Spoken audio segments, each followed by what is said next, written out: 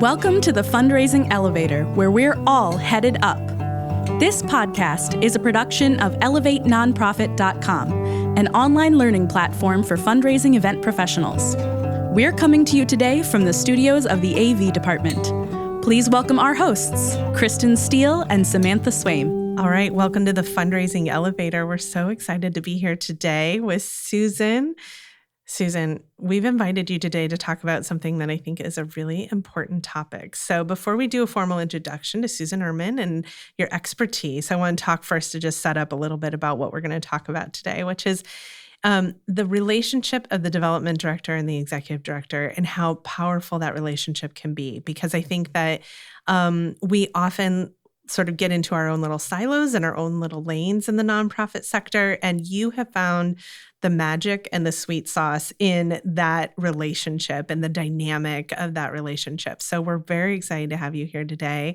We've invited you here because I know that you have sort of found the success in where you can kind of be in partnership, in relationship, what lanes you each own. So thank you for joining us. I'm going to have Kristen do a formal introduction of Susan Ehrman joining us. Kristen, do you want to do a bio for us? And then we'll kick off our conversation. I am, and I'm going to just sort of out of the corner of my eye watch Susan kind of wriggle around while I read her formal bio. But here we go. So formal. Susan Ehrman has over 40 years of experience in development and nonprofit management with expertise in both grant making and fundraising. Susan started her career in higher education in Boston, followed by 15 years as the development director for the largest hospice in the Charlotte, North Carolina region, where she also managed the Women's Impact Fund in Charlotte, one of the largest women's collective grant-making organizations in the United States. For the past 6 years, she has served as the development director for World Oregon. She has been the board chair for Planned Parenthood and Playing for Others. Susan, we are so glad to have you here today. You have a ton of development experience. Talk to us about the magic that a good relationship between a development director and an executive director can have. Well, it's really fun to be here, getting to talk to the two of you any chance I get. I think the most important aspect of the relationship between a development director and the executive director or president or whatever that lead person is called is really about trust. And I would argue that's really the most important aspect of the relationship. Both people need to want to have the same goals, and they need to feel like they are both in it together. And the trust piece comes in both parties being able to share ideas that may be ridiculous or may be perfect, but need to be vetted, and they need to trust each other enough, again, that they're on the same page and that they will do what they need to do to make it work. So because of that, honesty is also critical. I was going to ask, how do we build the trust? Yeah. I mean, it takes time. It really does. I think anyone who has been a development director before, when you go through the interview process, you get a gut feeling about that person. And, why are they looking for a new development director? What came before? Where are they headed? And what do they see their role as in fundraising? I think that's one of the most critical questions that a prospective development director can ask of the executive director. What is your role as the ED going to be in fundraising? Because without them being fully engaged, I think it's really hard for a development director to be successful. I would also say that the executive director needs to not be threatened by the expertise of the development director. Yeah. And I think that shows up in a number of ways. One is access to the board. Mm-hmm. A development director cannot be successful without good access to the board and without a belief from the executive director that person needs to have really good relationships with board members in order to be effective. So they both have to trust each other. As the development director, I don't go to the board and say, hey, I got a problem with my boss. And the executive director needs to trust that that's not going to happen, but that they can both have those relationships. I would also, I think, say that part of the magic is you got to have fun. I mean, there has to be fun. You have to be able to laugh at what happened when you met with a donor.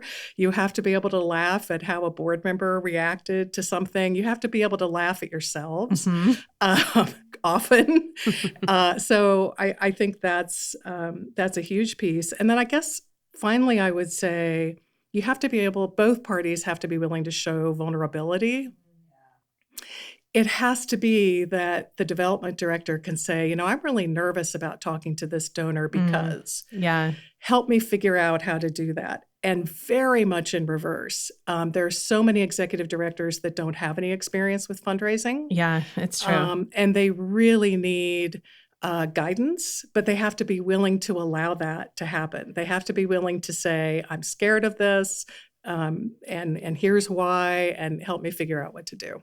So you touched on a whole bunch of things. Yeah, sorry about that. No, it's please, good. They're amazing. There's some really important nuggets that I want to sort of zone in on a little, or microscope a little bit for us. So you were talking about the importance of the transparency and the connection to the board. And we actually just talked about that in our last episode with Lisa Watson about, as a board member, she feels like that's a really important connection to have as well, is that there has to be trust and a clear agreement field that this is not where you go to, throw someone under a bus and you only talk to a board member when you need to complain. That this is a working relationship of how are you all collaborating together. So in your role and in your work, how does that show up with the board? Are you in one-on-one conversations with them? Are you just simply at board meetings? We talked about the myth that on the board, you're just meeting once a month, but the reality is there's so much more. So how do you and your executive director partner in the board relationship? Yeah, that's a great question. Again, so much of it's about good communication. So yes, of course, I'm at board meetings, and of course, it's expected that I'm going to report out on what's happening. Yeah. But I'm only doing that in having a pre-agreement with the executive director about what I'm going to talk about. Right. I'm not going to show up at a board meeting and suddenly say things that they're not expecting to hear.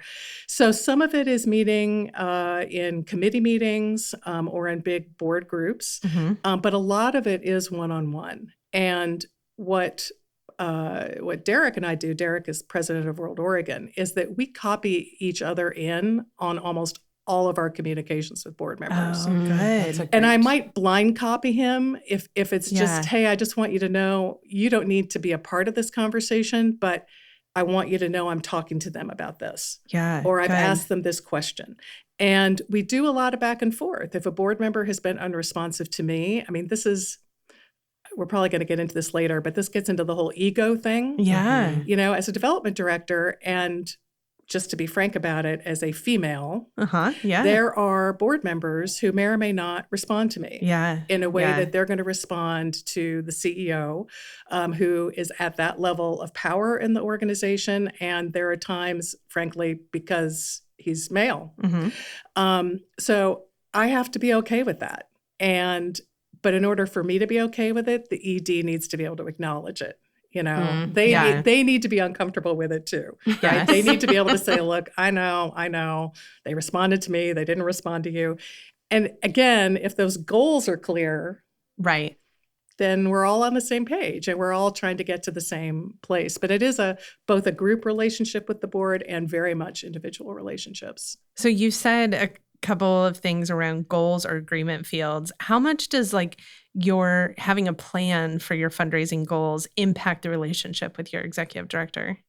I have heard the horror stories of development directors who come into a job where the fundraising budget is set for them based on the gap between contracts or And that is not the way to create a fundraising budget. It's also not a good way to be successful. So again, there has to be lots of lessons here today, folks. Lots of lessons. Talk about a red flag. So again, there has to be an agreement within that plan. This is what we're going to do with foundations. This is what we're going to do with corporations, with individual gifts. This is how we're going to handle our annual fundraiser that we get to do with Swaim Strategies. This is how, these are our goals. This is where we want to get to. And the where we want to get to, yes, it's about the money, but it's also, I think part of the job of the development director is to teach the executive director about how long relationships take to build. And that, we can say all we want about, well, we really want to raise this amount of money from this individual, but it may take 5 years to get there. Right. And so everybody needs to understand what the goal is. And are we talking about the immediate goal, long-term goal? And as long as as both parties are on the same page, then it can work. I'm not sure I answered your question. Yeah. I think it's that idea that you not only have a shared agreement field about goals, which I think so often in the nonprofit sector, we just think of a number, right? Like the goal is $100,000. Instead, it's you're developing a plan, a path to that goal. Exactly. And I'm curious about the teaching of the executive director about the duration of relationship building. How do you teach the executive director that we're not asking this donor the first time we meet them for $100,000? I think there are several, some executive directors don't ever want to have to ask for money. Sure. Yes. So totally. It's really easy to convince them that that's not what we're doing today. Right. I have certainly worked for and with those individuals. I currently work with a president who is absolutely ready to ask for money. Right. And is ready to do that. Like, how much are we asking for today, right? And I'm like, well, no, actually, we're not going to ask today. All we're going to do today is have a conversation and get to know each other better or update them on what we're doing. And so there has to be, the two people have to know each other well enough to know where one might veer off to. And so again, with Derek, I will sometimes have to say 2 or 3 times, we're not asking for money today.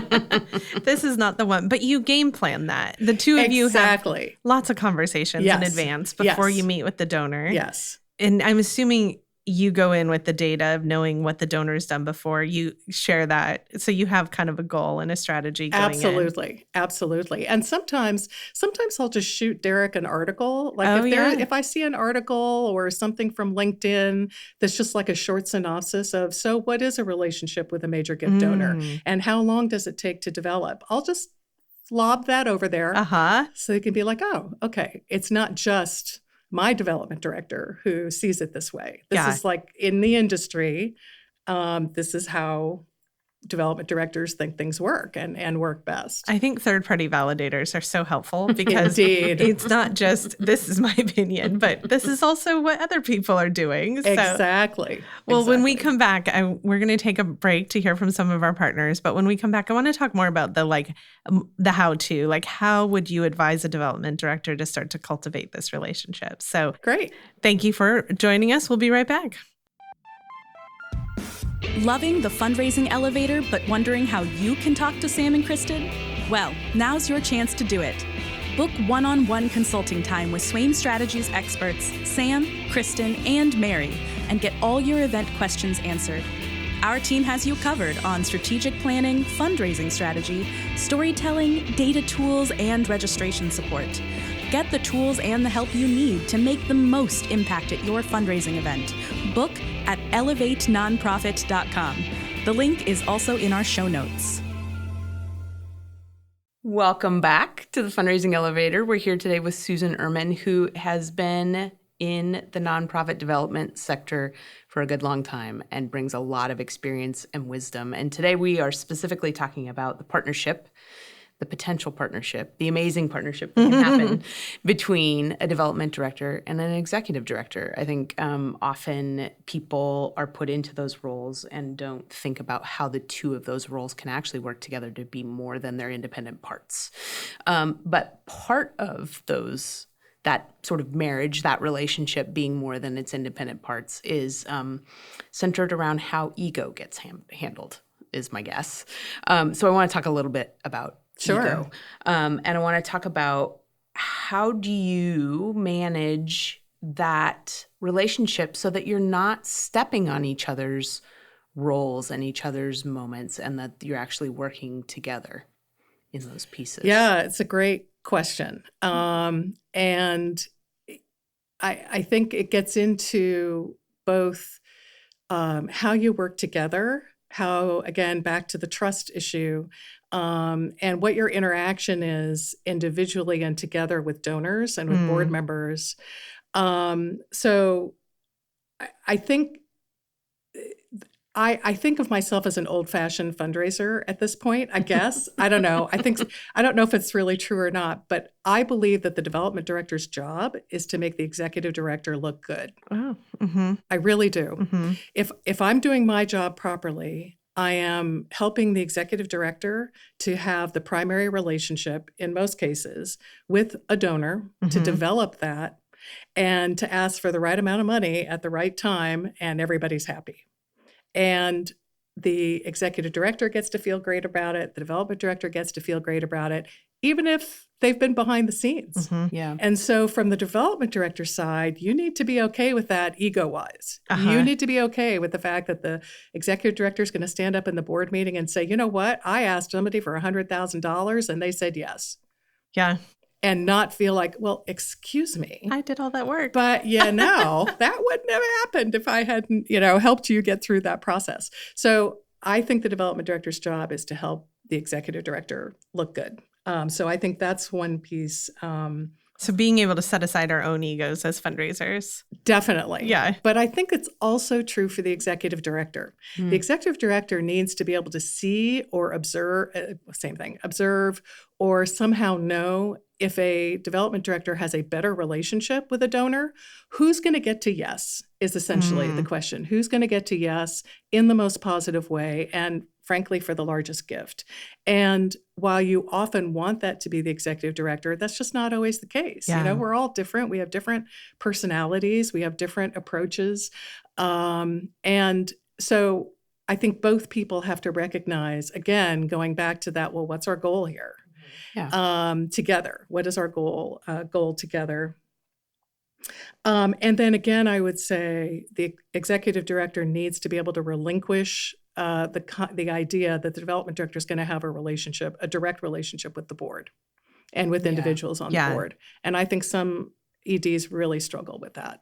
I agree. I think that we see often that there's sort of a firewall between staff and board. And yet sometimes I think that the boards that are most engaged, that are fundraising the most, that are doing the most in service to the financial goals of the organization, not the only board role, but those who are most engaged in the fundraising, it's because they have a direct relationship with the development director. Yeah. And they're creating their own plan with the development director, the same way the executive director is creating a plan and have a path of these are the asks I'm making and this is what I'm giving and this is where I can contribute. I think that's an important element. Well, and there's another piece of this, which is who's asking the board to give. Yeah. And again, this may be an old-fashioned perspective, but I don't think you should ask your board, your supervisor, to be a donor. So I don't think Derek should be asking our board members for their annual contributions. Yeah. I should be doing that as the development director. Your president's not asking his boss. Yeah. Exactly. Yeah. I think it's a very strange and awkward position for the ED to be in. Certainly for larger meetings with board members where you're asking them to go above and beyond that and do something special. Absolutely. Absolutely. Yeah. But it's sort of like how the sausage gets made. Right. It's like, you know what? You don't need to know about their annual gift. I mean, I want you to know about it and thank them for it, but let me take care of that as the development director. Well, I wonder, too, if there's an ego piece in that for the board. When we start looking at who that relationship is for that ask, the diffusing of the ego in that by centering that with the development director, right? In terms of really getting at how is this impactful? What works for you? Where are you? What can this look like? I think when we when we decouple that from sort of the structural roles within the organization, it allows them to come forward Absolutely. in a very different way. Absolutely. That's very true. And at World Oregon, a lot of our board members also represent companies that are sponsors, that are corporate sponsors. So again, I'm sort of doing the technical work around all of that. Right. And the relationship is really both of us. We've been doing a lot of this fall where we're meeting with each of our corporate sponsors, but we're doing most of those meetings together. And I think what's great about that is neither of us care about who has the relationship. It's really about the fact that we bring different information to the table. I'm bringing the technical information. I can sense if my boss is not quite spitting out the words that we may have wanted them to spit out. And so I can step in. I think that's always the role of the development director. If the ED just in that final moment chokes, they are there to make the ask. Yep. Yeah. And again, it was the ED who made it happen. Right. From an ego perspective. Yeah. Well, so talk to me how you prepare the ED. So, or the president, the leader of the organization is looking at program, is looking at finances, is looking at administration, is, deep in the world of tax returns and policy making. I mean, there's so much that crosses the plate. And when you're focused on, but I need you to be present with this donor and be ready to meet with this donor, what is the tactical look for you in prepping the ED? And I want to know both an ED who's ready to make an ask and an ED who's not comfortable making an ask. How do you approach that prep work? Yeah, it's a great question. I think with an ED who is either not accustomed to asking or really just doesn't like the idea, I think role play is a really great tool. Yeah. And especially if one or both know something about that donor and know how they tend to react, either how they've reacted internally or how they've responded to other organizations. So we have donors who want to be cultivated and want to be wooed. And so that's a different approach than someone who says, we can talk for an hour or you can just tell me what you want.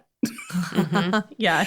And sometimes you know who's going to do what and sometimes you don't. But I think role play really helps an executive director get comfortable with the idea.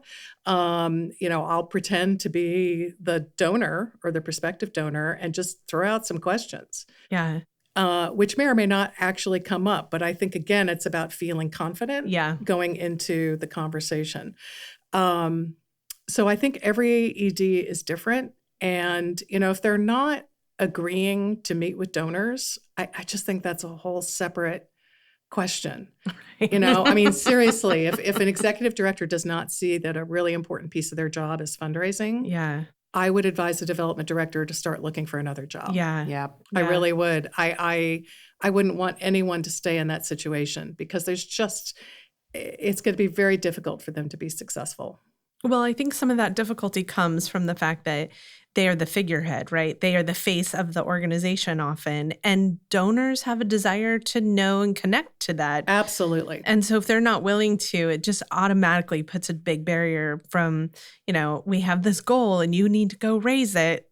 But if people can't feel connected and have relationship to the organization, the leader of the organization, their giving is typically going to be very different. Absolutely. Absolutely. Yeah. No, there's no question. But if you have an ED who is willing to learn, and I think that's also a key piece, the development director needs to be able to say to the ED, look, this is not your area of expertise. Sure. Yeah. You didn't come into this job because you wanted to raise money. Right. Chances are you did not. Although some development directors make amazing executive directors. Oh, agree.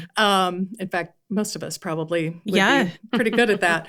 But just acknowledging that that's not your area of expertise. And if the ED is willing to acknowledge that, but can also realize, I know I need to do this, and is open to the idea of learning and of trying some things out and, being able to say, well, this is how I would answer that question.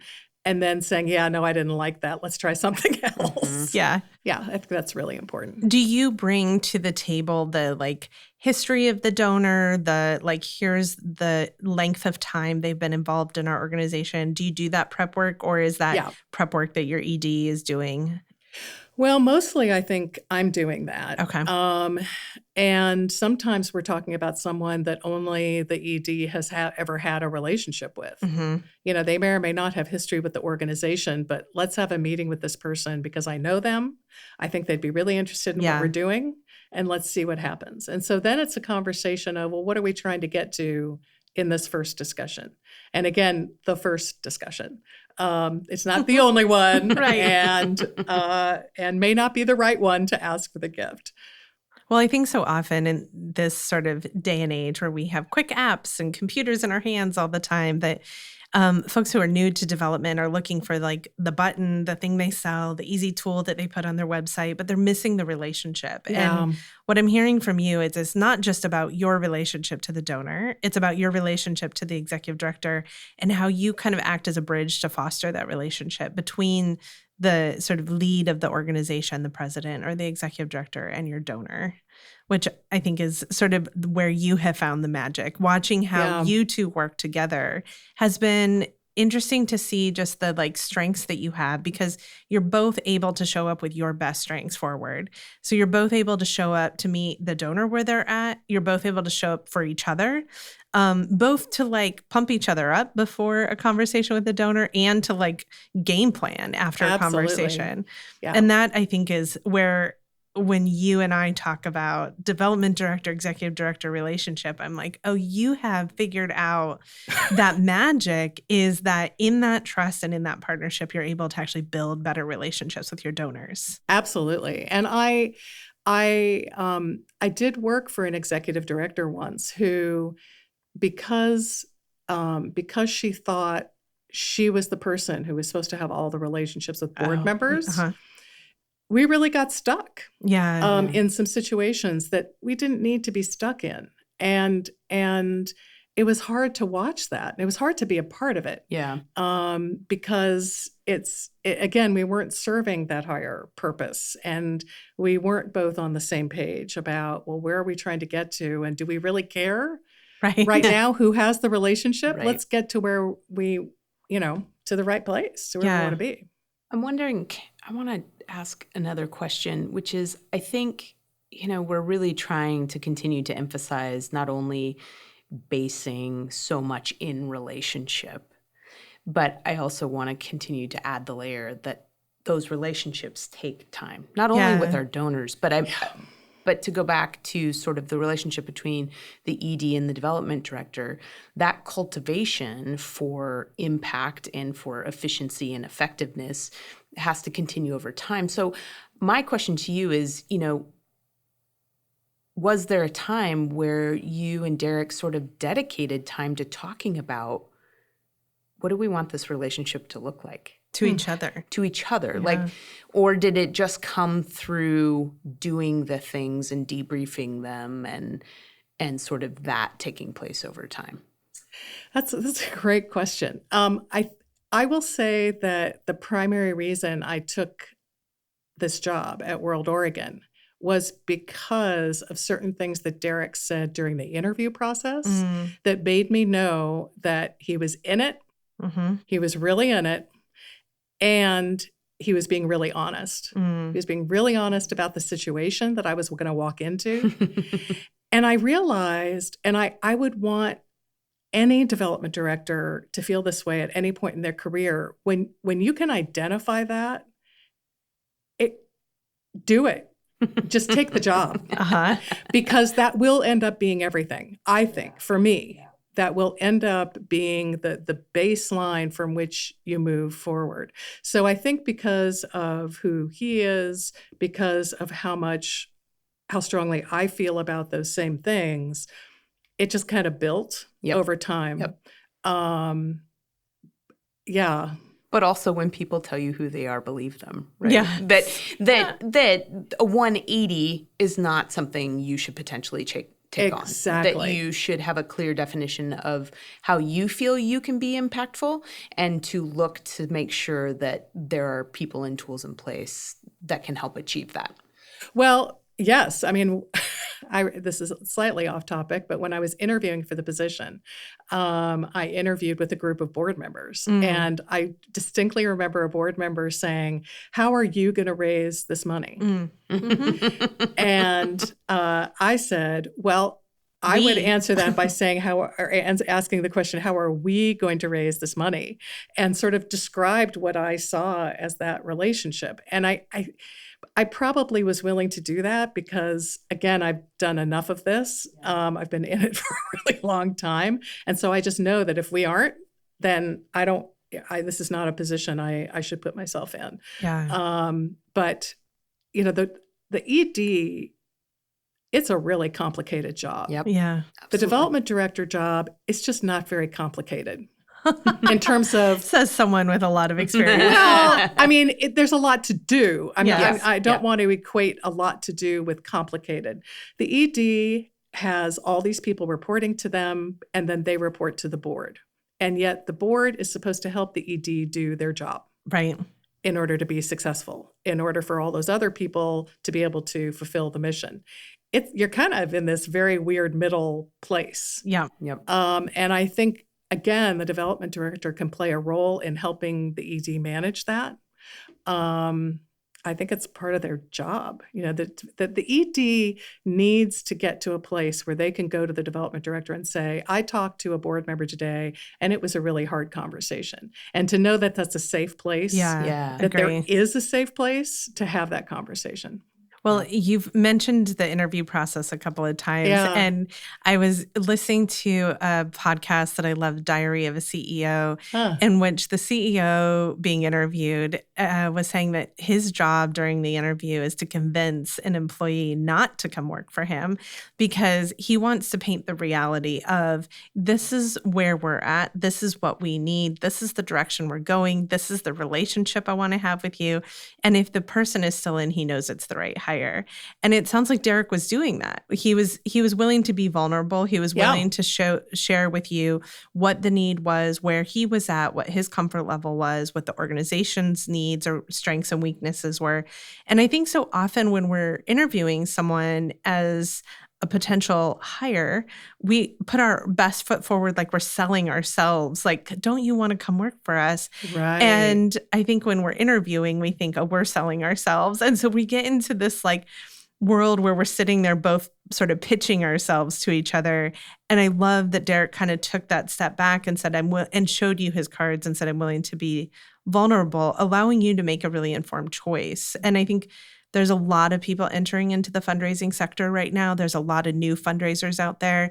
And I think that the value of your advice about the interview process is really important because I think that so often the development director gets into the role and it is that like, here's your money you have to raise. Good luck. Goodbye. And the door closes and you're left there trying to figure it out. Right.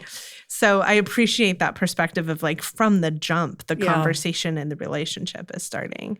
Agreed. Yeah. I mean, I think that's really important. And I think board members pick up on that right away. When the organization is having a good day. Yeah. Then nobody really cares. Right. But when the organization may not be having a good day or it's a challenging time or we're in the middle of a pandemic, I think it's really important on that Zoom call for board members to see the ED and the development director nodding in agreement with each other and being on the same page about how they're going to try and help move things forward. Agreed. I mean, as someone who's been on a board, I need that confidence too. Yeah. Absolutely. Well, we're going to take a short break, and when we come back, we're going to have a little fun. So, oh boy. Thank you for joining us. We'll be right back.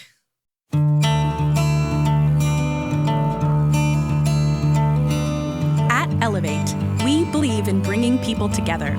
Our online learning platform for fundraising events has webinars, workshops, downloadable tools, and more, designed to save you time and stress when planning your next event. We're getting nonprofit, development, and event planning professionals the tools and ideas they need to create events that inspire donors and raise more money. So join us at elevatenonprofit.com. The link is also in our show notes. Well, during our break, we were having a conversation about the fact that Susan has often played the role of being the first in the development department. And I think that's really interesting because so much of what you're talking about today has been sort of playing teacher, coach, providing resource to your board, providing resource to your executive director. So I'm curious, with your experience of frequently being in organizations where they've never had a development director before, and you've come in, what is the path that you take to sort of assess what the direction of the fundraising plan is going to be? Like, how do you assess, develop? Like, I can't even imagine what your first steps are if there hasn't ever been fundraising there before. Yeah, I mean, I think every organization has done fundraising. It's just a matter of what did it look like. Okay. A more formalized department structure person. Yeah. Right. Or how were the different pieces being managed? Yeah. It may have been that one person was in charge of the fundraising event, right, which is one type of activity, and somebody else was in charge of campaign or and making sure donors get thanked. And right. I mean, there's so many different, elements.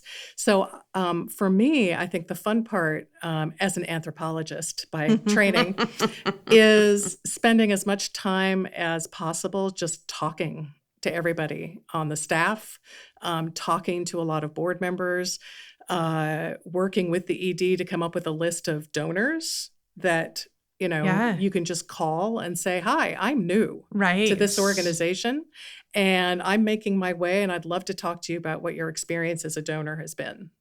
I mean, just what's been happening. And you can't read in files what's really been happening. It's true. You just scratched the surface, though, of my favorite thing is when you're new to an organization, that ability to use newness as a way to help donors be seen. I had a development director who said, I want to know the first 100 people I should be talking to in the first 100 days.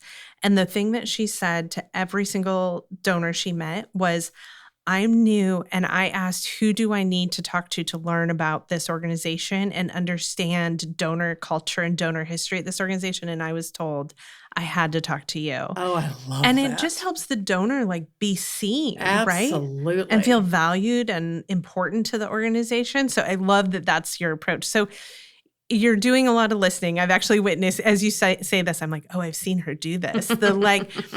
You've created a culture of listening, of story sharing, of sort of uncovering to try to assess where the relationship lies. How do you then develop that into an agreement field between you and your executive director?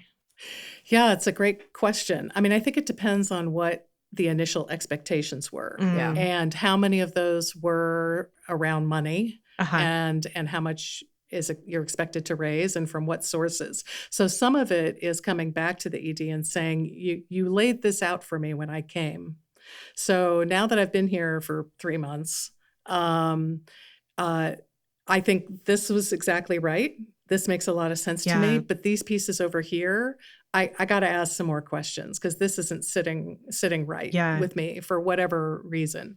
I'm not understanding these relationships or why you think we can raise that much money from this source versus that source. And, a great example, when I came to World Oregon and I specifically said, how many fundraisers do we do a year? How many events? How many events? And Derek said, one. There's just one. I'm like, yes, I'll take the job. And, that's when we brought Swaim into the picture. But part of what I had realized was when they were calculating their net revenue for the event, they had never counted staff time. Oh, right. Yes. And that's just enormous. Yeah. And so that's a small thing, but it's just an example of let's get realistic about what these various activities have been costing us and then assess, well, how do we go forward? Yep. And is this still what we want to do? How do we make it more successful? Whatever it might be. But I love what you said about interviewing donors. Yeah. It's great. Being a new person is so much fun.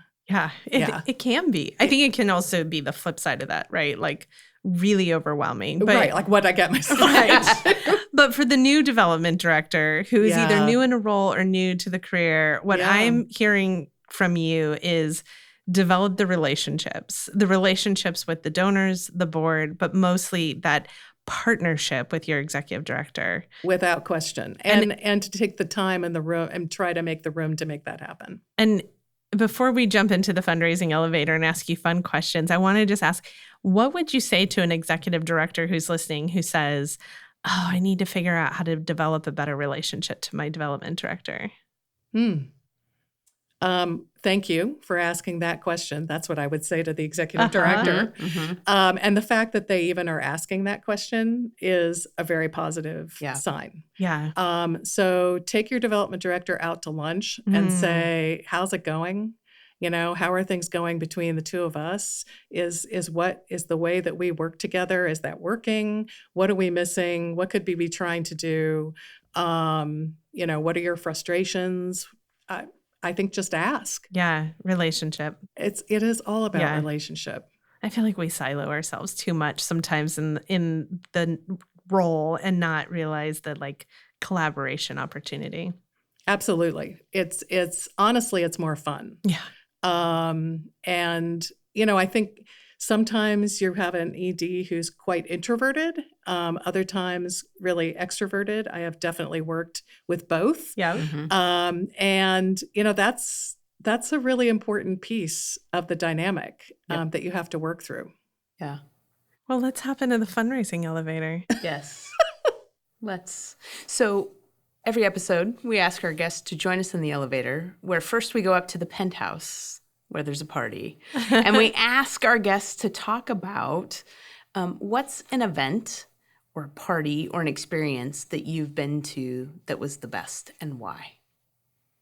I love this question. Actually, I was kind of intimidated by it when you told me you were gonna ask this. How do you pick one?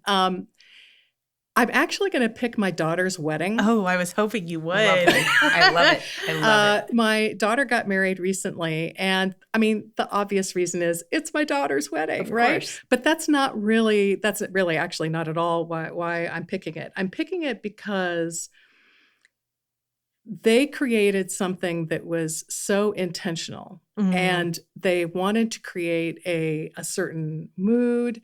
They really understood who was going to be there and what the different concerns might be and how do we accommodate those. And it just really represented their values, what was important to them. And it made a difference. It did not feel like a wedding that was just following a path. Right, a checklist. A checklist, right? A checklist.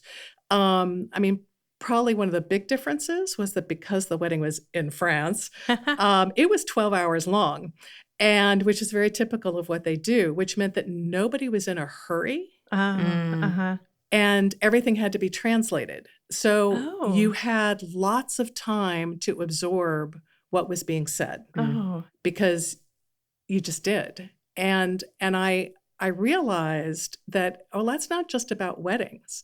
That's about any event. You need to give people time to absorb what's happening and to absorb what they're hearing and to engage with it in a way that feels good.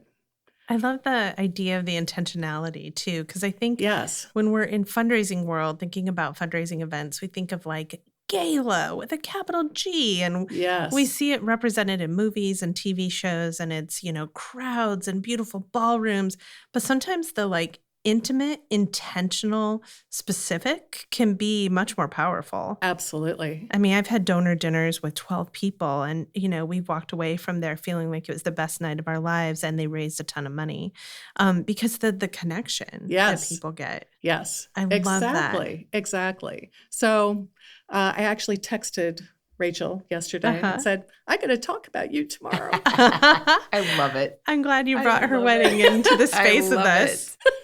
Well, let's jump back in the elevator and head down to the basement. Oh, my. Exactly. But that's where all the tools live. It's not scary. It's not so scary. Our basement is not so scary. And what is the best tool you think a great development director should have in their toolkit? Patience. Mm. Patience with everybody. And particularly with themselves. And I say that as someone who is not very good at that. It's probably one of my, whatever I had to write down, what are your greatest weaknesses? No patience.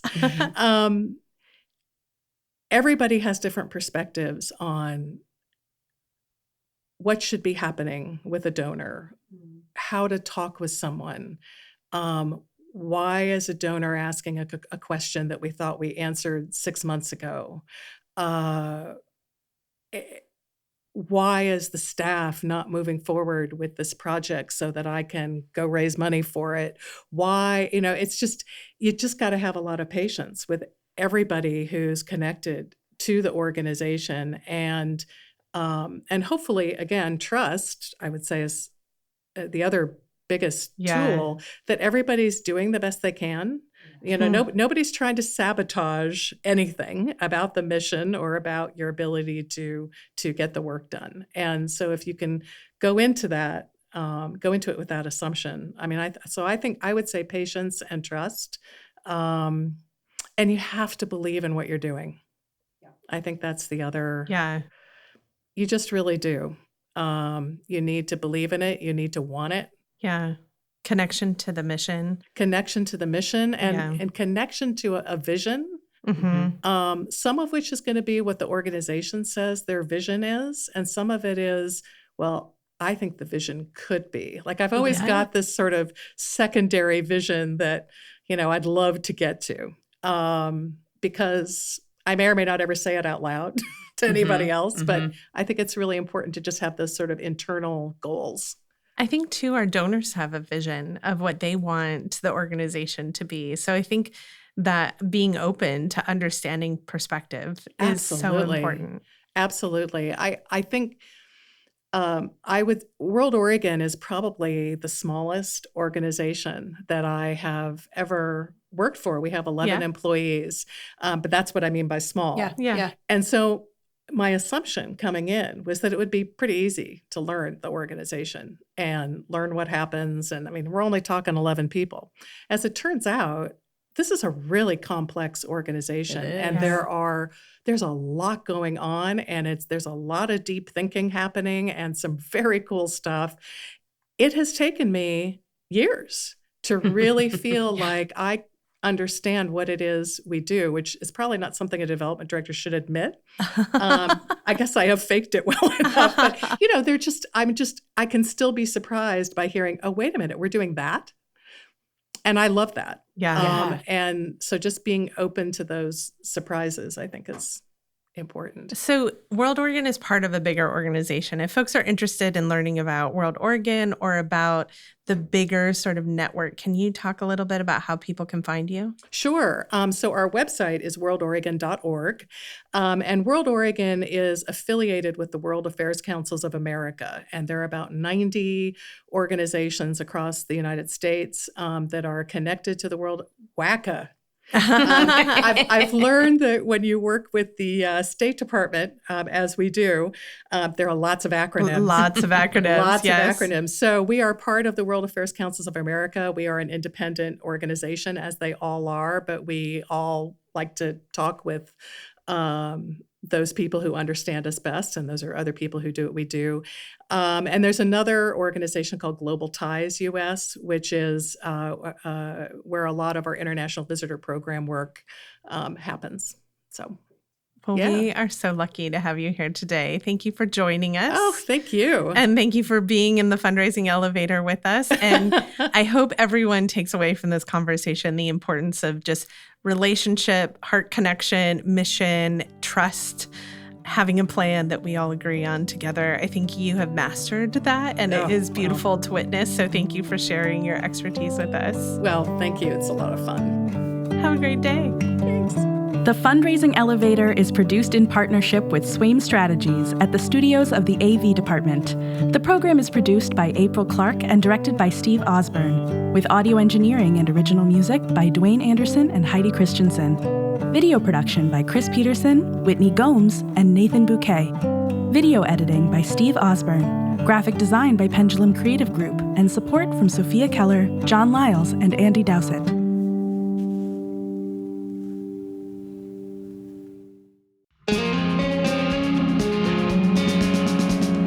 The Fundraising Elevator is recorded at the AV department in Portland, Oregon. For years, they've been our trusted partner, delivering exceptional audio-visual production and videography for nonprofits. In 2020, they transformed into a dynamic live streaming studio, producing more than 900 virtual and hybrid events. Now, we embark on an exciting journey together to bring you this podcast. Seeking the best in live events, video production, and live streaming, we proudly recommend our friends at the AV department. Link in the episode description.